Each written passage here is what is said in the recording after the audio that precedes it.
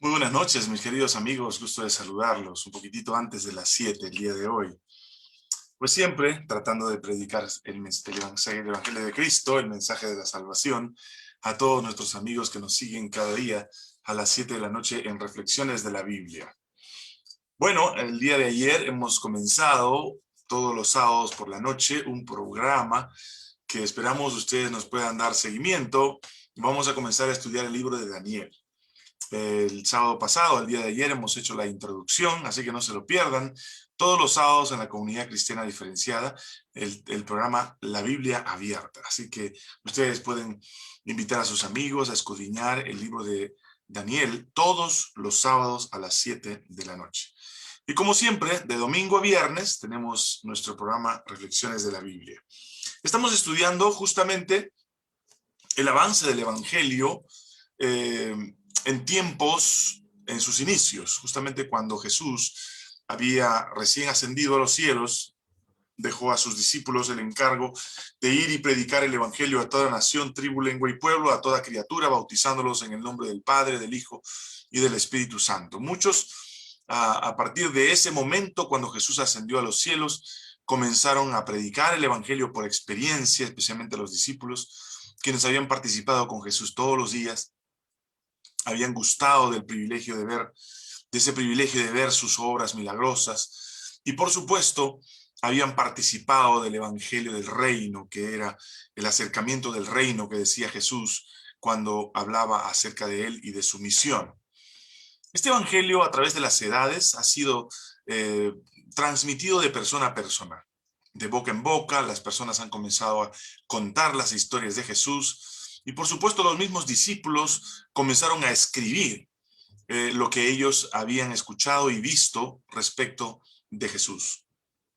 Estos escritos o cartas, epístolas, evangelios que encontramos en la Biblia fueron muy bien cuidados, custodiados por los masoretas y las personas encargadas de cuidar que la doctrina o que el mensaje de Cristo estuviera centrado en el mensaje en los acontecimientos lo más cercanos posible.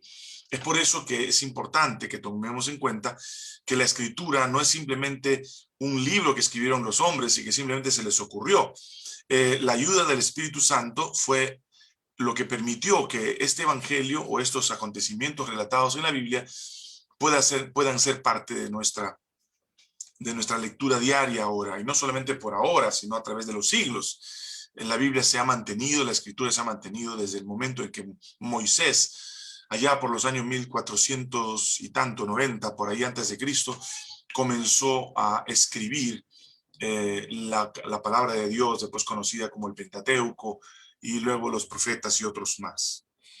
Por eso es importante que cada noche cuando escudriñemos la Biblia, yo les ruego a ustedes que después de yo explicar aquí, ustedes tomen un tiempo, unos 10, 15, 20 minutos para comprobar que lo que yo digo aquí es verdad o no. ¿Cómo pueden hacerlo? A través de una concordancia, pueden ustedes entrar al internet, concordancia, busquen la palabra que ustedes están interesados en encontrar y luego de acuerdo a eso comienzan a escudriñar la palabra de Dios, porque la Biblia es muy amplia, muy grande, y con 66 libros es muy difícil saber dónde están o cosas por el estilo. Hay mucho material a disposición ahora que ustedes lo pueden hacer en el internet. Estamos en el capítulo 8 y ya hemos participado del momento en que luego de que la iglesia cristiana en su crecimiento descuidara un poco la atención a las viudas y como fruto de esa necesidad ellos eligieran a hombres llamados diáconos, y entre ellos Esteban, hombres de fe, hombres dedicados a las cosas de Dios, que fueran elegidos porque eran aptos. Esto sucedió o produjo una gran persecución porque el crecimiento era explosivo. Miles y miles de personas se unían al movimiento cristiano y por supuesto esto causó un gran revuelo en las doctrinas tradicionales de los judíos que los fariseos o los saduceos y los escribas, los sacerdotes, sumos sacerdotes, promulgaban o proponían como práctica obligatoria en los días de Jesús y después de él. Entre ellos, como siempre, había hombres muy connotados, hombres muy importantes, que formaban parte de los consultores de la doctrina, eran doctos en la doctrina. Eran hombres que conocían la Torá, que conocían los profetas, conocían las profecías, conocían la escritura de pe a pa, como decimos comúnmente, de forma coloquial. Entonces, en realidad eran hombres muy serios, eran hombres muy respetables, y entre ellos, así como Nicodemo y otros más, como José de Arimatea, que participaron en la muerte y en la sepultura de Jesús, también había un hombre llamado Saulo. Este era de Tarso. Este era un hombre que era muy celoso, porque él después lo explica, él después explica su conversión. Él era muy celoso de la doctrina. Él había participado en la muerte de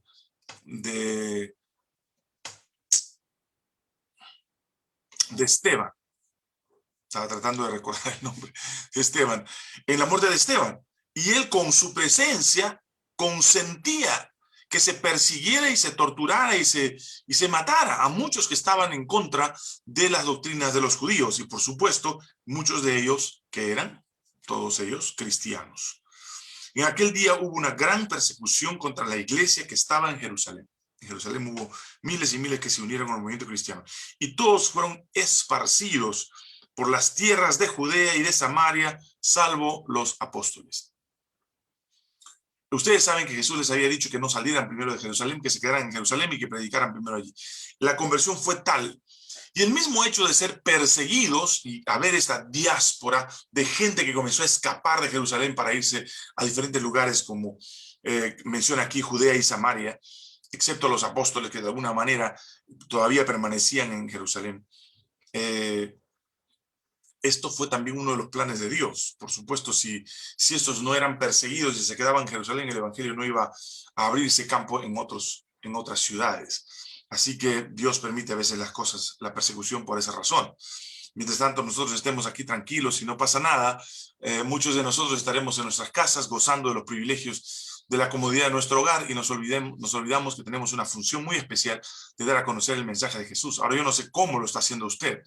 ¿De qué manera usted está participando de este evangelio? Sería interesante que usted se pregunte si lo está haciendo audiblemente como lo hago yo, o lo está haciendo participando del mensaje con personas, mandándoles mensajes de la palabra de Dios u orientándoles en relación a los mensajes que debe escuchar. Quién sabe, hay muchísimo. Bueno, tú puedes ahora echar mano del material que tienes ahora en el internet. Tienes cantidad de mensajes, sermones. Ahora tú me dirás cuál de ellos, elige cualquiera. Los que hablen de Jesús, de la venida de Jesús, de su amor y su misericordia por nosotros, y comparte con todo el mundo. Si es posible, mándale a personas que no hablan ni siquiera el idioma. Pero este es el momento de llenar el mundo con el evangelio de Cristo.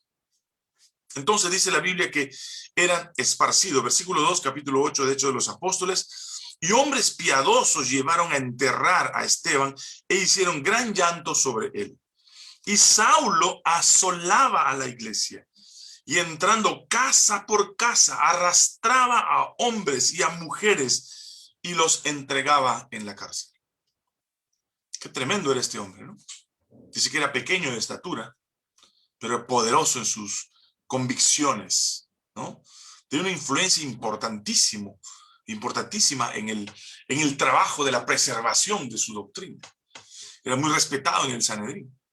Era un doctor en la ley. Hablaba muy bien, tenía una capacidad lectora y léxica, o sea, hablaba una oratoria impresionante, ¿no?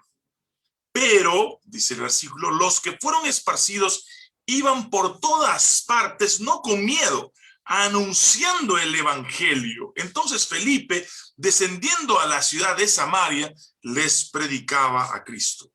Y la gente unánime escuchaba atentamente las cosas que decía Felipe, oyendo y viendo las señales que hacía. Sanación, liberación del demonio, una cantidad de cosas que acompañaban a este mensaje. Porque de muchos que tenían espíritus inmundos, salían estos dando grandes voces, y muchos paralíticos y cojos eran sanados. Así que había gran gozo en aquella ciudad, ¿no? Imagínense ustedes, Jesús pasaba por una ciudad o una aldea y no encontraban después ninguna persona que pudiera llorar de hambre, o ningún niño enfermo, una familia enferma. Estos discípulos también hacían lo mismo. Iban a las ciudades y los prodigios que hacían y sanaban a las personas, muchos de ellos se gozaban por estos hombres que habían llegado hasta esas ciudades. Pero había un hombre llamado Simón, que antes ejercía la magia en aquella ciudad y había engañado a la gente de Samaria. haciéndose pasar por una persona grande, o sea, famosa. A este oían atentamente todos, desde el más pequeño hasta el más grande, diciendo, este es el gran poder de Dios. Y le estaban atentos porque con sus artes mágicas les había engañado mucho tiempo. Pero cuando creyeron a Felipe, que anunciaba el evangelio del reino de Dios y el nombre de Jesucristo, se bautizaban hombres y mujeres. También creyó entre ellos el mago, Simón, y habiéndose bautizado, estaba siempre con Felipe. Y viendo las señales y grandes milagros que se hacían, estaba atónito, admirado. Cuando los apóstoles que estaban en Jerusalén oyeron que Samaria había recibido la palabra de Dios, enviaron allá a Pedro y a Juan, los cuales, habiendo venido, oraron por ellos para que recibiesen el Espíritu Santo. Crecía el evangelio impresionante, porque aún no habían descendido sobre ninguno de ellos, sino que solamente habían sido bautizados en el nombre de Jesús. Entonces les imponían las manos y recibían el Espíritu Santo. Cuando vio Simón, el que se había convertido, el mago, que por la imposición de las manos de los apóstoles se daba el Espíritu Santo, escuchen lo que hizo. Les ofreció dinero, diciendo, dadme también a mí este poder para que cualquiera a quien yo impusiera las manos reciba el Espíritu Santo. Entonces Pedro le dijo, tu dinero perezca contigo, porque has pensado que el don de Dios se obtiene con dinero. No tienes tú parte ni suerte en este asunto, porque tu corazón no es recto delante de Dios. O sea, imagínense ustedes que el crecimiento también trae algunas cosas que es importante que lo notemos. Algunas veces, más de uno de ustedes seguramente ha criticado alguna religión o una iglesia donde hay una conversión maravillosa y uno de esos líderes se convierte en pastor y ese pastor comienza a lucrar con el evangelio. El crecimiento del evangelio trae consigo una cantidad de personas que, si bien es cierto, son impresionadas por la obra de Cristo, en la vida de los demás quizás no dejan impresionar o son impresionados como en la parábola de Jesús, los que son plantados en las semillas o las semillas que cayeron sobre el camino, que fácilmente vienen las aves y se los comen, o sea, no profundiza la verdad. O los que han sido plantados entre las piedras, que tienen muy poca profundidad, viene el sol y se secan. O sea, o de aquellos que cayeron entre espinos, que finalmente la codicia, como en el caso de Simón, los ahoga y terminan destruyendo el evangelio que supuestamente habían aceptado. Entonces Simón creyó que esto, pues como él manejaba las cosas de la magia con dinero y ganaba de eso, ahora también al ver a los discípulos hacer estas obras o estos prodigios, comenzó a ofrecerles dinero y por supuesto Pedro y Juan le dijeron, esto no es tu asunto, muere el dinero contigo, porque este asunto no es lo recto que estás haciendo, porque no está Dios en tu corazón. Todo aquel que quiera lucrar con los privilegios que Dios le da del evangelio sencillamente no tendrá la bendición de Dios. Ahora dice el versículo 22, hay un llamado para él también. Arrepiéntete pues de esta tu maldad y ruega a Dios si quizás te ha perdonado el pensamiento de tu corazón, te sea perdonado el pensamiento de tu corazón. Porque en hiel de amargura y en prisión de maldad veo que estás. O sea, no has aprendido, no has aceptado a Jesús como realmente. Tu bautismo fue solamente un remojón. Tú no te has convertido al evangelio de Cristo. Por tanto, pide perdón, arrepiéntete, quizás el Señor te ha perdonado y puedas salir de esa hiel de amargura y prisión en la cual tú estás. Respondiendo entonces Simón dijo, rogad vosotros por mí al Señor, para que nada de esto que habéis dicho venga sobre mí. Y ellos, habiendo testificado y hablado de la palabra de Dios, se volvieron a Jerusalén y en muchas poblaciones de los samaritanos anunciaron el evangelio. Es impresionante, impresionante cómo el evangelio de Cristo comenzó a crecer. Yo le voy a decir algo, hay una profecía que está en la palabra de Dios, que en los últimos tiempos, en estos tiempos finales, el evangelio de Cristo sería predicado de manera masiva, vasta, en todo el mundo. Y eso estamos viendo nosotros en las redes sociales. Ustedes van a darse cuenta que a la par de un mensaje de ventas de algún producto, encontramos un mensaje de la salvación, un mensaje de Cristo. Cristo está siendo predicado en todo lugar. Incluso con la pandemia, miles y millones de personas doblaron sus rodillas para pedirle a Dios que los bendiga y que los cuide. Oraron a Cristo, creyeron en la cruz del Calvario, comenzaron a pensar en su sacrificio. Eso demuestra que lo que la palabra de Dios había dicho, que el evangelio sería predicado en todo el mundo para testimonio de cada criatura, se está dando hoy en día.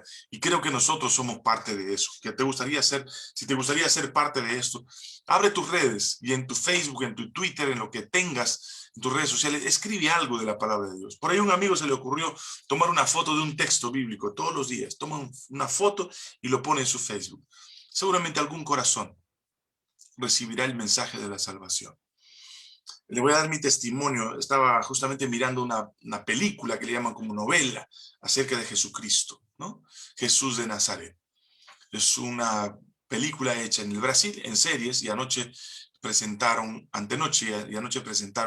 la crucifixión de Cristo. Yo no sé si a usted le ha impactado las imágenes maravillosas de amor y cariño de todos aquellos que estuvieron al lado de Jesús, su madre y algunos de sus discípulos. A mí me impresionó tanto y me puse a pensar y dije, la escritora de esta película, no sé si lo sabía, pero yo pensé en el mismo momento, ella, si no lo sabía, pues lo va a saber, que esta película de algún modo nos llevó a mirar muy de cerca el amor de Cristo y su misericordia por la raza humana. Nos llevó a contemplar el sacrificio de una manera totalmente distinta. El amor manifestado por aquellos que vieron en Jesús su misión, su labor salvífica por nosotros, su sacrificio único, expiatorio por nuestros pecados, suficiente para nuestra salvación.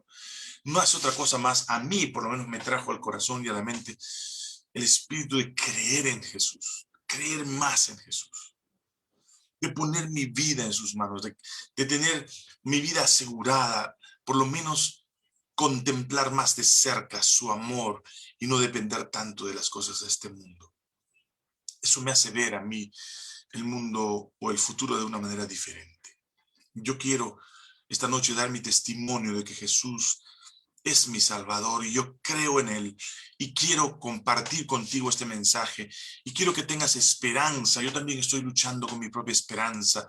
Quiero creer que pronto Jesús está a las puertas, que las señales de este mundo nos muestran que estamos viviendo los tiempos del fin, que vendrán tiempos difíciles. Quiero prepararme por mi fe en Él, mi conocimiento, en la lectura de la palabra de Dios. Quiero prepararme para que cuando vengan esos momentos difíciles y todavía estoy vivo, yo pueda ser un instrumento de testimonio para el Señor. Pero no solamente testimonio, sino también para mí mismo, para estar seguro de su verdad y prepararme para aquel día. Yo te animo, de verdad, te animo de corazón a que tú busques a Jesús cada día, cada minuto de tu vida y dependas de Él, que tu fe se afiance cada vez más en sus promesas. Es mi deseo esta noche. Vamos a orar. Amado Padre que estás en los cielos, te damos gracias porque tú eres misericordioso y piadoso. Gracias por tu bondad y tu amor. Yo quiero rogarte, Señor, esta noche que tú nos asistas con tu Espíritu Santo, que nos llenes de su poder y afiances nuestra fe, y que el avance de tu evangelio, así como lo era en los días de Saulo, que después se convirtió Pedro, Juan y otros discípulos que fueron dispersados de Jerusalén, así como tu evangelio se esparció en el mundo entero, nosotros podamos esparcir el evangelio de la verdad de Cristo ahora, cuando hay tanta confusión. Jesús viene pronto y nosotros tenemos que anunciarlo. Ese es nuestro cometido.